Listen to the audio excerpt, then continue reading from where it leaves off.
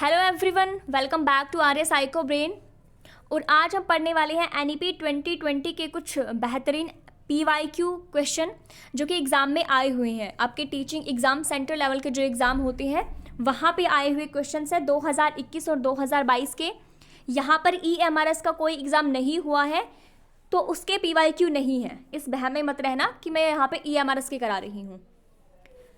तो यहाँ पर मैं आपको कराने वाली हूँ, देखो एनईपी 2020 उसको मैं रिवाइज़ कराऊंगी, साथ में उसके पीवाईक्यू क्वेश्चंस भी कराऊंगी। उसके बाद हम यहाँ पे पढ़ेंगे जो एजुकेशन सिस्टम है उसका इवॉल्व कैसे हुआ है, उसके कुछ की पॉइंट करेंगे। पुरानी एजुकेशन सिस्टम, नई एजुकेशन सिस्टम, कीवर्ड्स की सहायता से हम कंप्लीट रिवाइज़ करेंगे। तो आपने अगर टीचिंग पोस्ट में अप्लाई करा है, आपने नॉन टीचिंग में अप्लाई करा है, तो ये क्लास सबके लिए ही इक्वल इंपॉर्टेंस रखेगी। तो चलिए स्टार्ट कर लेते हैं अपनी क्लास को। पहले हम स्टार्ट करेंगे क्वेश्चन से। एक क्वेश्चन आपको कराती हूँ, बेहतरीन क्वेश्चन। तो यहाँ पर एक मिनट रुको। हाँ जी, इस क्वेश्चन का आंसर आप लोग दोगे। Who among the following chaired committee for evolve of the new education policy? निम्नलिखित में से किसने नई शिक्षा नीति के विकास के लिए समिति की अध्यक्षता करी है? सुब्रमण्यम 2016 में, डॉक्टर के कस्तूरीरंगन, सी अपना जो थर्ड ऑप्शन है वो कहता है नरेंद्र मोदी ने करी है, फोर्थ ऑप्शन कहता है BP जीवन रेड्डी ने। तो यहाँ पे करेक्ट आंसर आपको बताना है, फटाफट से यहाँ पे करेक्ट आंसर दीजिएगा। तो यहाँ पर जो अपना करेक्ट रहने वाला है वो अपना ए ऑप्शन यहाँ पे करेक्ट रहेगा। कौन सा ए ऑप्शन? यहाँ पे सुब्रमण्यम 2016। अब यहाँ पर आपको अनुमान लगाना था। इस वाले जो ये कीवर्ड यहाँ पे दिया गया है क्वेश्चन में, ये कहते हैं कि जो सबसे पहले वाली जो न्यू एजुकेशन पॉलिसी की कमेटी थी वो कौन सी थी जिसने नई एजुकेशन पॉलिसी को इवॉल्व किया है? तो वो हमारी सुब्रमण्यम थी। उसके बाद जब सुब्रमण्यम की डेथ हो जाती है तो आती है कस्तूरीरंगन की कमेटी। यहाँ पर आपको याद रखना है सुब्रमण्यम जो शुभ काम करके गए थे। नई एजुकेशन पॉलिसी को इन्होंने स्टार्ट करा, रिपोर्ट सबसे पहले इन्होंने दी, तो इन्होंने शुभ काम करा। तो शुभ काम करने के बाद ये गुजर गए। उसके बाद जो दूसरी हमारी कमेटी आई थी वो कस्तूरीरंगन की थी। अब यहाँ पर आपका ये डाउट क्लियर हो जाना चाहिए। अब करते हैं स्टार्ट, रिवाइज करेंगे सबसे पहले हम। अब यहाँ पर एजुकेशन पॉलिसी जो है इंडिया में वो उनका विकास कैसे हुआ है ये पढ़ेंगे। तो सबसे पहले आपकी स्वतंत्रता के बाद पहली जो एजुकेशन कमीशन आया था वो कौन सा था? वो था आपका यूनिवर्सिटी एजुकेशन कमीशन। कौन सा था? University education commission. किसकी अध्यक्षता में आया था? डॉक्टर सर्वपल्ली राधाकृष्णन। किसकी अध्यक्षता में? राधा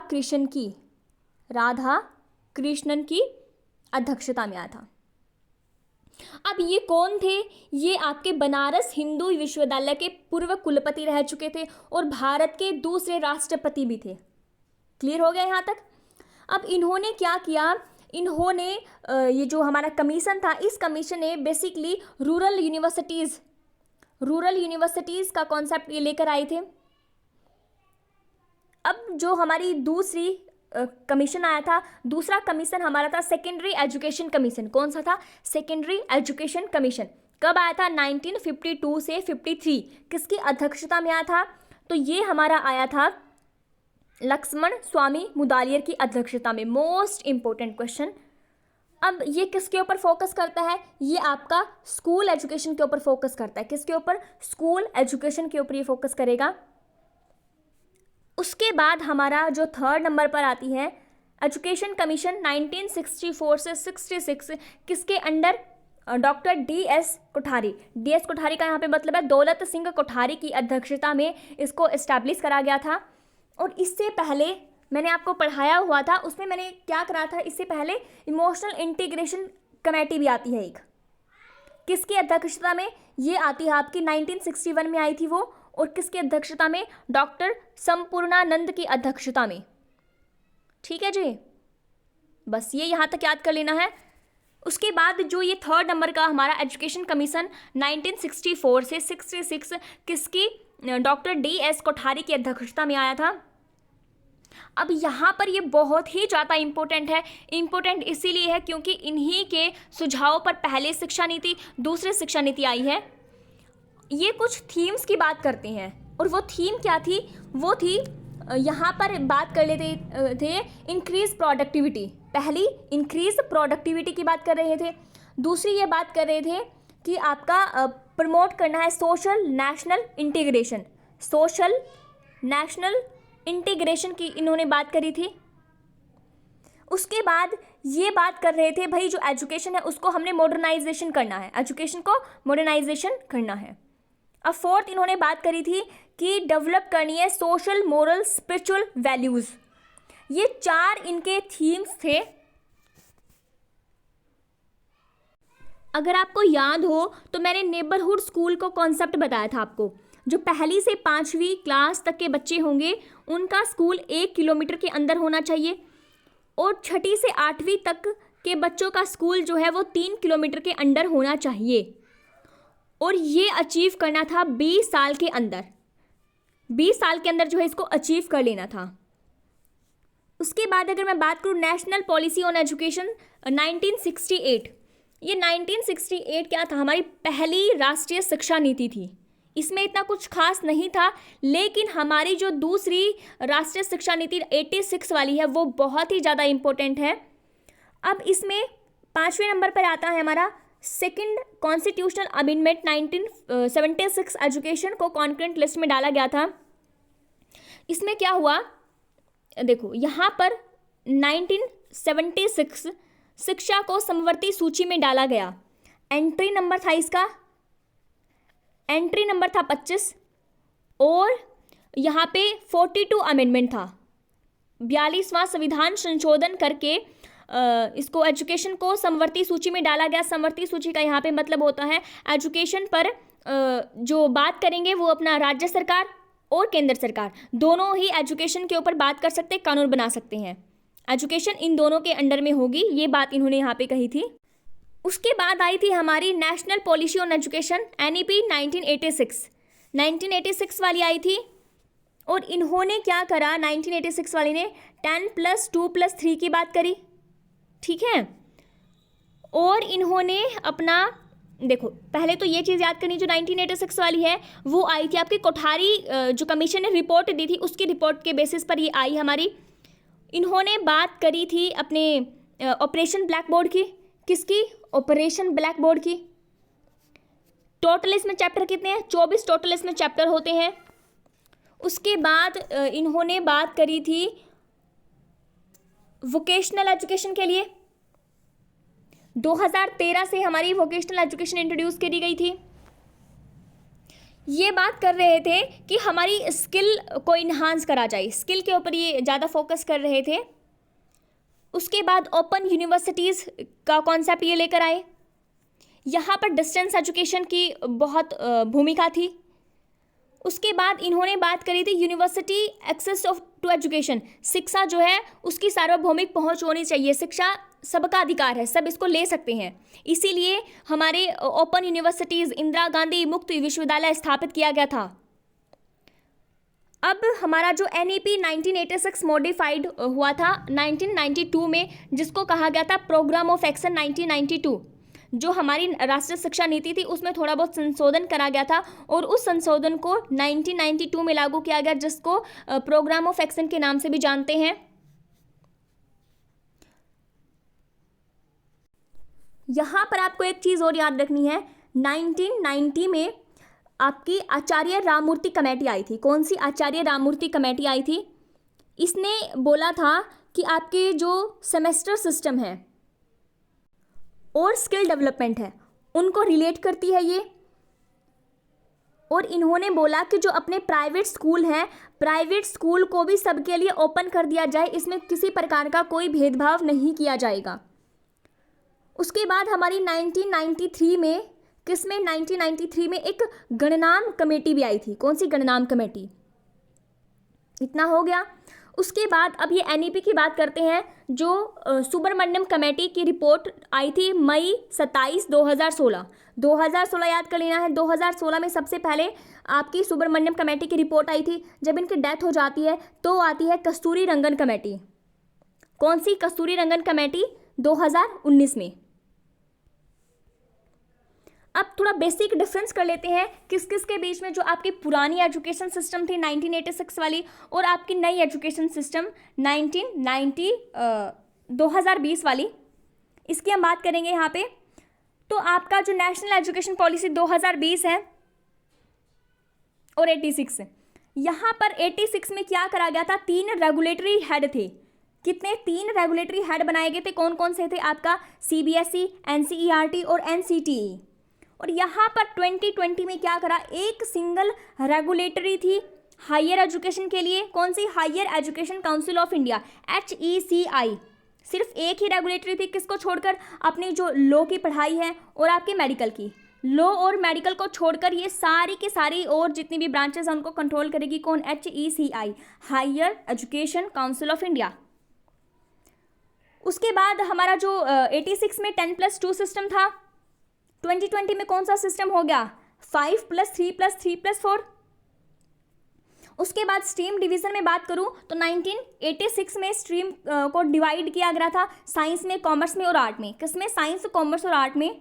अब यहाँ पर 2020 में फ्लैक्सिबल सब्जेक्ट चॉइस थी। अपनी मर्जी से आप कुछ भी सब्जेक्ट ले सकते हो। क्रेडिट की बात इन्होंने यहाँ पे करी थी। चॉइस बेस्ड क्रेडिट सिस्टम यहाँ पर आ गया था 2020 में। 4th में अगर बात करें तो यहाँ पर only teacher evaluating the student performance. 86 में था कि ओनली टीचर ही इवेलुएट करेगा बच्चों की परफॉर्मेंस को, फॉर्मेटिव टेस्ट लेकर, सबमिटिव लेकर। अब 20 में बात करी गई, 2020 में सेल्फ असेसमेंट बाय स्टूडेंट। अब बच्चे अपने आप को खुद से भी इवेलुएट कर सकेंगे। 5th में बात करी गई है 1986 वाली में 3 से 4% GDP का इन्वेस्ट किया गया था एजुकेशन के ऊपर, लेकिन 2020 में 6% जो है GDP का हमारी एजुकेशन पर खर्च होगा। अब 6th पॉइंट कहता है drop out start from beginning.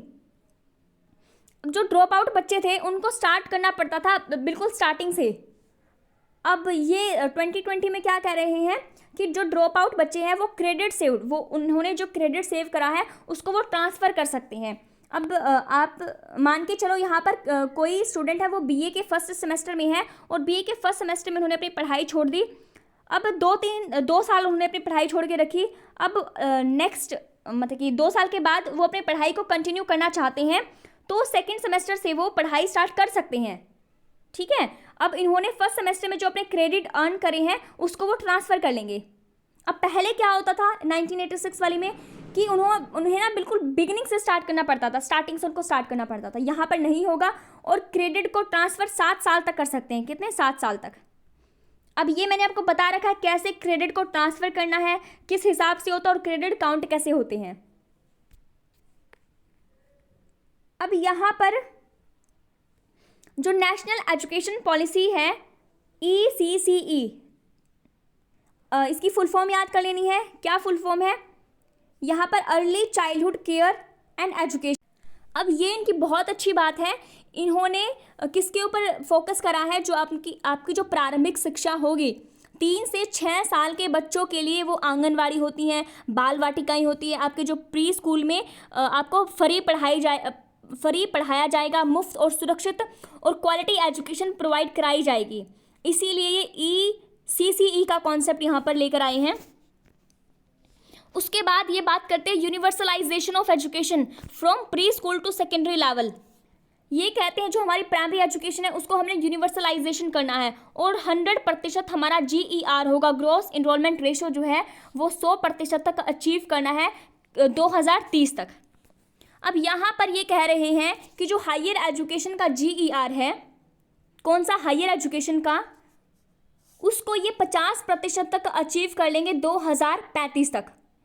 और ये करेंगे जो अपने 3.5 करोड़ जो सीट है वो नई ऐड करेंगे हायर एजुकेशन में ताकि और बच्चे एडमिशन लें।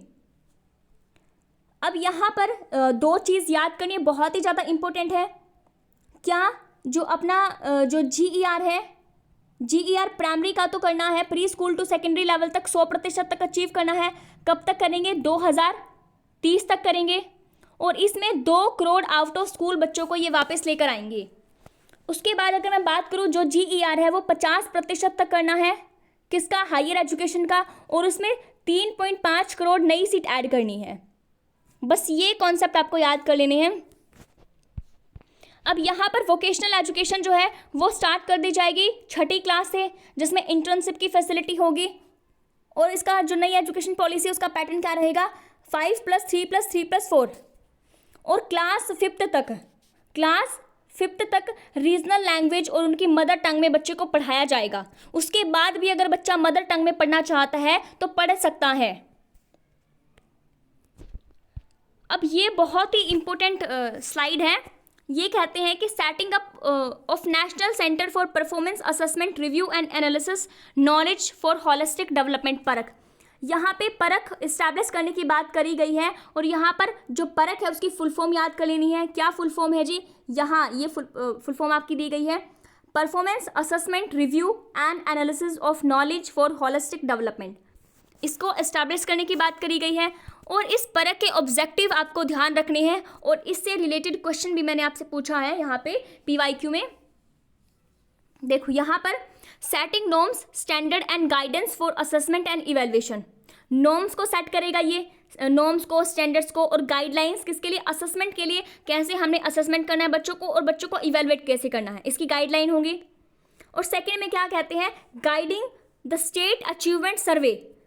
ऑब्वियस बात है, ये डेटा को इकट्ठा करेगा, तो यहाँ पर वो जो डेटा इकट्ठा करेगा तो सर्वे में भी हेल्प होगा। अब C कहता है कंडक्टिंग द नेशनल अचीवमेंट सर्वे। जो नेशनल अचीवमेंट सर्वे है उसको कंडक्ट करेगा। मॉनिटरिंग अचीवमेंट ऑफ लर्निंग, जो बच्चों ने कितना सीखा है, कितना अचीव करा है, उसको मॉनिटर करेगा। उसकी जो आउटकम जो निकल कर आया है वो देखेगा और फॉलोअप करना है। तो ये 4 इसके क्या हैं? ऑब्जेक्टिव हैं। अब यहाँ पर आ जाते हैं आपके क्वेश्चंस कर लेते हैं एक बार। क्वेश्चन कहता है who among the following chaired committee for evolution of new education policy. अब नई शिक्षा नीति के विकास के लिए समिति का जो अध्यक्ष कौन थे? अभी हम करके आए इस क्वेश्चन को, तो ये आपके सुब्रमण्यम हो जाएंगे। अब दूसरा क्वेश्चन आपकी स्क्रीन पर, the draft of national education policy 2019 was put forth by committee headed by. ये कहते हैं कि जो 2019 का जो मसौदा किसकी अध्यक्षता में तैयार किया गया था। यहाँ पर आपके लिए जो कीवर्ड है वो है आपका 2019। क्या है? 2019 यहाँ पर कीवर्ड है। तो DS कोठारी ने, सुब्रमण्यम ने, या फिर कस्तूरी रंगन ने, या फिर इनमें से कोई भी नहीं। तो बताओ यहाँ पे क्या करेक्ट हो जाएगा? अभी पढ़कर आए हैं, तो यहाँ पर अपना जो है कस्तूरी रंगन करेक्ट हो जाएगा। सुब्रमण्यम ने तो स्टार्ट करा था 2016 में, शुभ काम करके ये चले गए थे, फिर आए थे कस्तूरी रंगन 2019 में। क्लियर है यहाँ पे? और कोठारी जो कमीशन है वो तो स्कूल की बात करता है। दौलत सिंह कोठारी 1966 में बात करता है कोठारी। तो अब अगला क्वेश्चन आपको मैच करना है। यहाँ पर जो देखो किस तरह से मैच करना है, ये आपके यहाँ पे दिए गए हैं। जो DS कोठारी एजुकेशन कमीशन वो 2019 में आया था, या फिर आपका 1964 से 66 में आया था, या फिर 1986 में आया था, या फिर 2016 में आया था। इस तरह से आपको ये कोड करने हैं। तो बताओ मुझे, डॉक्टर जो दौलत सिंह कोठारी है, दौलत सिंह कोठारी कमीशन कब आया था, नेशनल पॉलिसी ऑन एजुकेशन कब आई थी, और सुब्रमण्यम कमेटी की रिपोर्ट कब आई थी, और कस्तूरी रंगन कमेटी की रिपोर्ट यहाँ पर कब आई थी। तो यहाँ पर जो अपना करेक्ट रहने वाला है, देखो कोठारी आपको पता है कोठारी कमीशन कब आया था जी? 1960 कब आया था? 1964 से 66 में। उसके बाद जो नेशनल पॉलिसी ऑन एजुकेशन 86 में आई है। अब सुब्रमण्यम की कब आई है? सुब्रमण्यम तो शुभ काम करा था इन्होंने, 2016 में करा है। और कस्तूरी रंगन की रिपोर्ट कब आई थी? 2019 में आई थी। इस तरह से मैच कर लोगे। चलो यहाँ पर ये कोड दिए गए हैं। उसके बाद अगला क्वेश्चन आपकी स्क्रीन पर, union ministry of human resource development is renamed as. जो केंद्रीय मानव संसाधन विकास मंत्रालय का नाम बदलकर क्या रखा गया है? Ministry of education, ministry of education, देखो ministry of higher education, ministry of education, C आपका कहता है ministry of education and development, या फिर इनमें से कोई भी नहीं। तो बताओ मुझे यहाँ पे क्या करेक्ट हो जाएगा? बहुत बार मैंने आपको बताया भी है, MHRD का नाम बदलकर इन्होंने क्या करा है, तो MHRD का नाम बदलकर जो 2020 में वो हो गया है मिनिस्ट्री ऑफ एजुकेशन, ठीक है, शिक्षा मंत्रालय। अभी आपका प्यारा favourite question, which of the following are objective of Parakh? Parakh के यहाँ पे ऑब्जेक्टिव आपको बताने हैं, क्या हो जाएंगे? कंडक्टिंग द नेशनल अचीवमेंट सर्वे, बताओ पढ़ा है कि नहीं पढ़ा है? आपका बी कहता है कि guiding the state achievement survey, C कहता है setting norms, standards, guidelines for evaluation and assessment, D कहता है act as a single regulatory authority of monitoring higher education, E कहता है मॉनिटरिंग लर्निंग आउटकम। इनमें से ये आपके ऑप्शन यहाँ पे दिए गए हैं, आपको ये बताना है यहाँ पे कौन कौन सा सही है। ऐसे ही बता दो ABC सही है, या फिर ABCDE सही है, या फिर इनमें से कौन सा सही नहीं है। बताओ मुझे यहाँ पे क्या करेक्ट होगा। तो यहाँ पर कंडक्टिंग द नेशनल अचीवमेंट सर्वे पढ़कर आए हैं, गाइडिंग द स्टेट अचीवमेंट सर्वे ये भी यहाँ पे करेक्ट हो जाएगा, NAS SAS फुल फॉर्म एक बार देख लो ध्यान से। उसके बाद नॉर्म्स को सेट करेगा, setting norms, standards, guidelines for evaluation and assessment. और उसके बाद ये बात करते हैं act as a single regulatory authority, ये कौन बात करेगा? आपका HECI पढ़कर आए हैं ना। तो HECI जिसकी फुल फॉर्म होती है higher education commission of India, ये रेगुलेट करेगी पूरी की पूरी हायर एजुकेशन को। किस किस को छोड़कर? आपके मेडिकल को छोड़कर, जो मेडिकल की पढ़ाई होगी, चिकित्सा को छोड़कर, और आपके कानून बोले तो लॉ को छोड़कर, इन सब और सबको ये रेगुलेट करेगी। उसके बाद यहाँ पे मॉनिटरिंग एंड लर्निंग आउटकम, जो लर्निंग के आउटकम निकल कर आए हैं उसको भी तो मॉनिटर करेगी, रिव्यू करेगी उसको। तो ये सारे आपके करेक्ट हो जाएंगे, सिर्फ आपके किस को छोड़कर? डी को छोड़कर। डी यहाँ पे करेक्ट नहीं होगा, और आपका ABCE यहाँ पे करेक्ट है। चलिए अब अगला क्वेश्चन, अगला क्वेश्चन आपका है, देखो vocational education will start from which grade that will also include internship. कहते हैं कि जो वोकेशनल एजुकेशन है वो आपकी कौन सी क्लास से स्टार्ट होगी? आपकी ग्रेड 2 से, ग्रेड 3, ग्रेड 5, ग्रेड 6। मुझे लगता है सबने इसका करेक्ट आंसर किया है। तो यहाँ पर आपका 4th जो है करेक्ट हो जाएगा। 6th क्लास से बच्चों को क्या करानी है? वोकेशनल एजुकेशन प्रोवाइड करानी है। यहाँ पर कुछ कंसेप्ट आप याद रखो, यहाँ पर 10 बैगलेस डे होंगे, 10 bagless day in a year, मतलब कि साल में 10 दिन बच्चे स्कूल में बैग नहीं लेकर आएंगे।